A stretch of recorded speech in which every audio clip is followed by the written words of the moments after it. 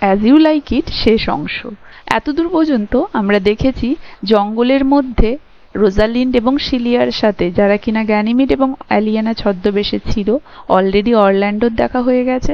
অরল্যান্ডোর সাথেও তার দাদা অলিভারের দেখা হয়ে গেছে।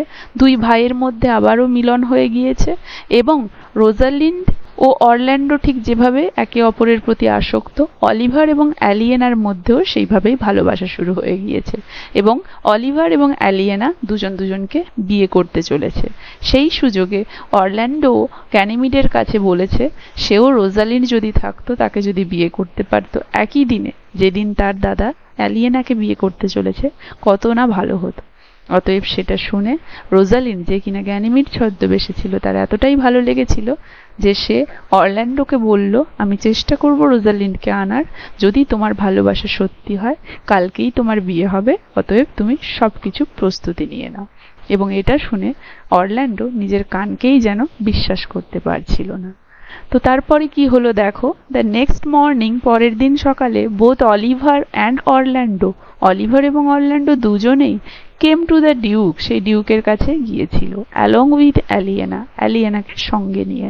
The Duke surprise to hear, Duke এটা শুনে অবাক হয়ে গিয়েছিল, দ্যাট যে it was his own daughter, এটা ছিল তার নিজের কন্যা, টু বি ব্রট দেয়ার, যাকে সেখানে নিয়ে যাওয়া হবে। মানে গ্যানিমিড যে অরল্যান্ডোকে বলেছিল যে সে যদি সত্যি ভালোবাসে রোজালিন্ডকে, তাহলে গ্যানিমিড অবশ্যই চেষ্টা করবে ওই দিনে ওই জায়গাতে রোজালিন্ডকে নিয়ে আসার। তো এই কথাটা যখন অরল্যান্ডোর মুখে ডিউক শুনলো, সে তো বিশ্বাসই করতে পারছিল না যে তার নিজের মেয়েকে সেই দিন সেইখানে নিয়ে যাওয়া হবে। আস্কড অরল্যান্ডো, সে অরল্যান্ডোকে জিজ্ঞেস করলো, if really the miracle could be done, সত্যি কি এই জাদুটা ঘটবে? অ্যাজ অরল্যান্ডো স্ট্রাইভড, যেহেতু অরল্যান্ডো প্রচেষ্টা করেছিল, টু অ্যান্সার, উত্তর দেওয়ার। স্ট্রাইভ মানে হচ্ছে কষ্ট করে চেষ্টা করা। কেন কষ্ট করে? কারণ অরল্যান্ডোর তো নিজেরই বিশ্বাস হচ্ছিল না যে সত্যিই রোজালিন্ড সেই স্থানে সেদিন উপস্থিত হবে কিনা। সে তো শুনেছিল গ্যানিমিডের থেকে, সে তো নিজের কানকেই বিশ্বাস করতে পারেনি। তাই সে 100% নিশ্চিত হতে পারছিল না যে এটা হবে। আবার তার মনে এতটাই ইচ্ছে ছিল যে সে নাও এই জিনিসটাতে কি করে নেগেটিভ একটা কিছু বলবে।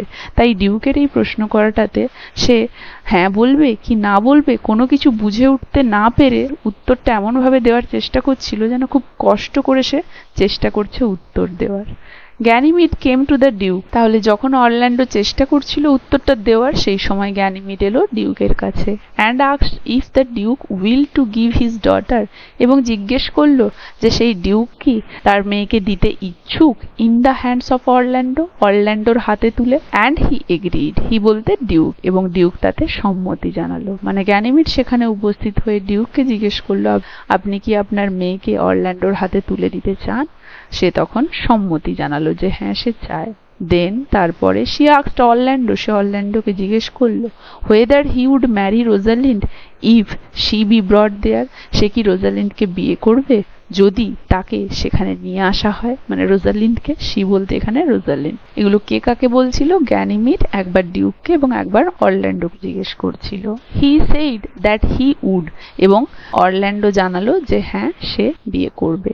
দ্য টু সিস্টার্স, দুই বোন, ওয়েন্ট ইনসাইড, ভেতরে গেল, দ্য কটেজ, সেই কুটিরের, অ্যান্ড পুট অফ, এবং খুলে ফেললো, দেয়ার ডিসগাইজেস, তাদের ছদ্মবেশ। When all the persons were eagerly waiting, যখন সবাই খুব উৎসুক ভরে অপেক্ষা করছিল, for a miracle to happen, একটা জাদু ঘটে যাওয়ার, Rosalind and Celia entered, Rosalind এবং সিলিয়া প্রবেশ করলো, ইন দেয়ার পার্সোনাস, তাদের ব্যক্তিত্বে, মানে তারা যেভাবে ছিল মেয়ে, সেই মেয়ের পরিধানে। And Rosalind threw herself, Rosalind নিজেকে ছুড়ে দিল, থ্রিউ মানে ছুড়ে দেওয়া, এখানে নিচু হয়ে বসা, অন হার নিজ, তার হাঁটুর ওপরে, মানে হাঁটু গেড়ে বসলো, টু হার ফাদার, তার বাবার সামনে, ফর হিজ ব্লেসিং, তার আশীর্বাদের জন্য। রোজালিন্ড দেন রিলেটেড, তারপরে রোজালিন্ড রিলেটেড মানে বর্ণনা দেওয়া, সম্পর্ক যুক্ত করা, মানে সম্পর্ক যুক্ত করলো বা বর্ণনা দিল, দ্য হোল এপিসোড, সমস্ত ঘটনার, মানে একের পর এক সম্পর্কযুক্ত সমস্ত ঘটনার বর্ণনা দিল,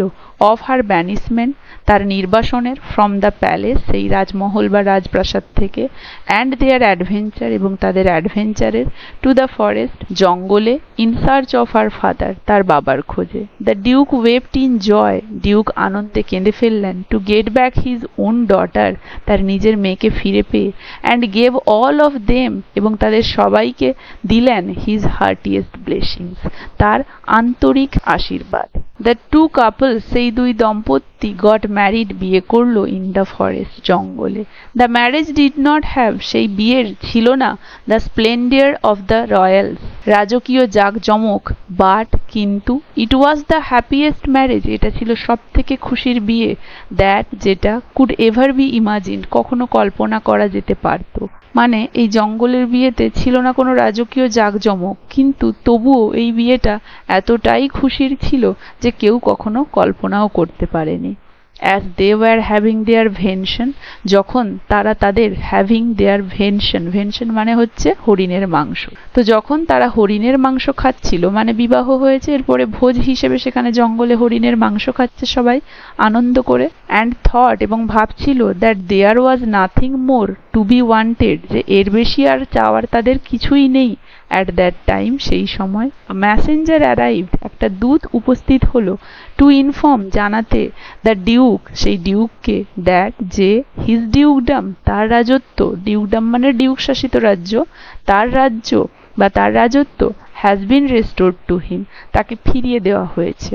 দ্য ইউজারপার, সেই দখলদার মানে Duke Frederick, enraged at the flight of Celia, ক্রুদ্ধ হয়েছে সিলিয়ার পালিয়ে যাওয়াতে, মানে সিলিয়া যে রোজালিন্ড দিদির সাথে পালিয়ে এসেছিল, তাতে তার বাবা ডিউক ফ্রেডরিক, যে কিনা ইউজারপার সেই দখলদার, খুবই ক্রুদ্ধ হয়েছিল। অ্যান্ড হেয়ারিং দ্যাট, এবং এটা শুনে যে, ম্যান অফ গ্রেট ওর্থ, উচ্চ মূল্যবোধের মানুষেরা, were following the banished Duke, সবাই অনুসরণ করেছিল সেই নির্বাসিত ডিউককে, সেই জঙ্গলে তার সাথে যোগ দিতে। Resolve to put an end, স্থির সংকল্প হয়েছিল এটাতে একটা শেষ আনার, টু দিস মিজারি, এই দুঃখজনক বা দুর্বিষহ অবস্থার। মানে সেই ডিউক ফ্রেডরিক যখন শুনেছিল তার মেয়ে পালিয়ে গিয়েছে, এবং সবাই, সমস্ত উচ্চ মূল্যবোধের মানুষেরা কিন্তু সেই নির্বাসিত ডিউককে ফলো করে তাকে যোগ দিতে জঙ্গলেই চলে যাচ্ছিল, তখন সে স্থির সংকল্প হলো এই যে দুর্বিষহ ঘটনাগুলোর একটা শেষ করতে, একটা শেষ দেখে ছাড়তে। দাস এবার হি ব্রট আ হিউজ আর্মি, সে একটা বড় সেনা নিয়ে এসেছিল, টু এক্সিকিউট হিজ ডিজাইন, তার পরিকল্পনা সম্পূর্ণ করতে, টু কিল হিজ ব্রাদার, তার দাদাকে মেরে ফেলার। বাট কিন্তু, as providence would have it, providence মানে হচ্ছে লাক বা ডেস্টিনি, ভাগ্যে বা দৈবে যা হওয়ার ছিল, হি ওয়াজ কমপ্লিটলি চেঞ্জ, সে সম্পূর্ণরূপে পরিবর্তন হয়ে গেল, বাই আ হারমিট, একটা সন্ন্যাসীর দ্বারা, হুম, যার সাথে he met as he entered the forest, তার সাক্ষাৎ হয়েছিল যখন সে ওই জঙ্গলে প্রবেশ করেছিল।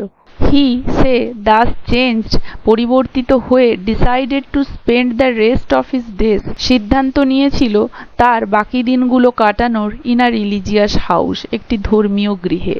আফটার রিটার্নিং দ্য ডিউকডম, সেই ডিউকডম বা রাজ্য ফিরিয়ে দিয়ে, টু হিজ ব্রাদার, তার দাদাকে, the real owner of the dukedom, যে কিনা ওই রাজ্যের প্রকৃত মালিক। The first act of the penitence, সেই অনুশোচনার প্রথম কাজ, ওয়াজ ছিল, টু সেন্ড দ্য ম্যাসেঞ্জার, একটা দূত পাঠানো, টু হিজ ব্রাদার, তার দাদাকে, to restore to him his domain, তার রাজ্য তাকে ফিরিয়ে দিতে।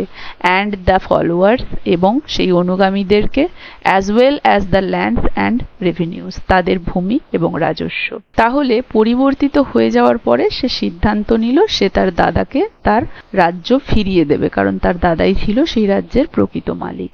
এবং এই অনুশোচনার প্রথম ধাপ হলো একটা দূত পাঠিয়ে দাদাকে বলে দেওয়া যে সে তার রাজ্য তাকে ফিরিয়ে দিচ্ছে, এবং সেই অনুগামীদেরকেও তাদের ভূমি রাজস্ব ফিরিয়ে দিচ্ছে। দিস নিউজ, এই খবরটা, অ্যাজ আনএক্সপেক্টেড, এতটা অপ্রত্যাশিত ছিল, and as it was welcome, এবং এটাকে স্বাগতও জানানো হয়ে গিয়েছিল, কেম অ্যাট আ টাইম, এমন একটা সময় এসেছিল, টু এনলাইভেন দ্য ফেস্টিভিটি, যেটা কিনা সেই উৎসবটাকে এনলাইভেন মানে আরো উদ্দীপ্ত করে তুলেছিল, and rejoicing of the two marriages, এবং আনন্দিত করেছিল সেই দুই বিবাহকে। কার কার? সিলিয়া এবং অলিভারের, এবং অরল্যান্ডো এবং রোজালিন্ডের। সিলিয়া কমপ্লিমেন্টেড হার কাজিন, সিলিয়া তার জেঠতুতো দিদিকে কমপ্লিমেন্ট দিল, অন দ্য গুড ফরচুন, তার সৌভাগ্যের জন্য। কারণ তার সাথে তার বাবার দেখা হতেই বিয়েও হলো, তার বাবা তার রাজ্যও ফিরে পেল, মানে রোজালিন্ডের ভাগ্যেই এত কিছু ঘটলো। তাই সিলিয়া তার সৌভাগ্যে দিদিকে কমপ্লিমেন্ট দিল। হুইচ হ্যাড হ্যাপেন্ড, যেটা কিনা ঘটেছিল টু দ্য ডিউকের প্রতি, মানে ডিউক যে তার রাজ্য পুনরায় পেয়ে গেল ফিরে, সেটা তো একটা সৌভাগ্য, গুড ফরচুন। তো সিলিয়া সেই জন্যে রোজালিন্ডকে অভিনন্দন জানালো, তার সৌভাগ্যের কারণেই আজ এই সব কিছু সম্পন্ন হয়েছে। অ্যান্ড উইশড হার জয়, এবং তার আনন্দের প্রার্থনা করলো। দ্য ডিউক এখন হ্যাড দ্য অপরচুনিটি, তার কাছে সুযোগ ছিল, to reward the true followers, প্রকৃত অনুগামীদেরকে পুরস্কৃত করার, who had stayed with him, যারা তার সাথে ছিল, ইন হিজ অ্যাডভার্সিটি, তার প্রতিকূলতায়। অ্যান্ড দ্য ওর্দি ফলোয়ার্স, এবং সেই মূল্যবান অনুগামীরা, ওয়্যার প্লিজড, আনন্দিত হয়েছিল, টু রিটার্ন উইথ হিম, তার সাথে ফিরে এসে, মানে ওই ডিউকের সাথে ফিরে এসে, টু দ্য প্যালেস, সেই রাজগৃহে বা রাজপ্রাসাদে, অফ দেয়ার লফুল ডিউক, তাদের ন্যায়পরায়ণ ডিউকের। মানে ডিউকের আজ সুযোগ এসেছে প্রকৃত অনুগামীদেরকে পুরস্কৃত করার, কারণ তারা তার প্রতিকূলতায় তার সাথ দিয়েছিল এতদিন, এবং সেই মূল্যবান অনুগামীরাও ভীষণ খুশি হয়েছিল তাদের ন্যায়পরায়ণ ডিউকের সাথে রাজপ্রাসাদে আবার ফিরতে পেরে। আর এখানেই আমাদের যে অ্যাজ ইউ লাইক ইট গল্পটা, সেটা সুন্দরভাবে শেষ হলো। এটা একটা বেশ সুন্দর এন্ডিং হলো, তাই এটাকে বলেছে রোম্যান্টিক কমেডি। আশা করি গল্পটা প্রথম থেকে শেষ পর্যন্ত সবাই খুব ভালোভাবে বুঝতে পেরেছো, কারো কোথাও অসুবিধে নেই। কার কেমন লাগলো জানাবে, ভালো লাগলে একটা লাইক আর শেয়ার করে দেবে। আর যারা যারা এখনো আমার চ্যানেলটা সাবস্ক্রাইব করোনি, কাইন্ডলি আমার চ্যানেলটা সাবস্ক্রাইব করে দেবে।